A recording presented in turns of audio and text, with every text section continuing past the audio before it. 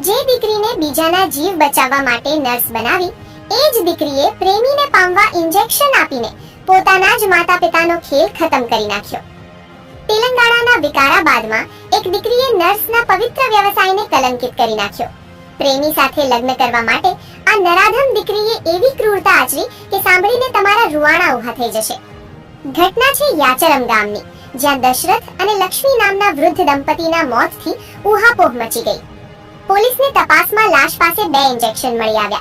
જ્યાં પોલીસે નાની દીકરી સુરેખાની કડક પૂછપરછ કરી તો ચોંકાવનારું સત્ય સામે આવ્યું. સુરેખા ખાનગી હોસ્પિટલમાં નર્સ છે.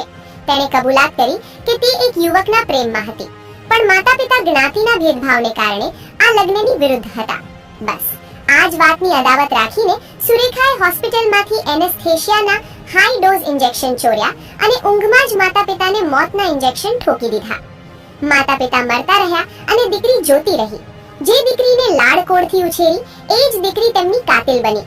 પોલીસે હત્યારી દીકરી સુરેખાની ધરપકડ કરી લીધી છે, પણ આ ઘટનાએ સમાજને વિચારતા કરી દીધો છે કે શું પ્રેમ આટલી હદે આંધળો હોઈ શકે કે સગી દીકરી મા-બાપનું કાસળ કાઢી નાખે?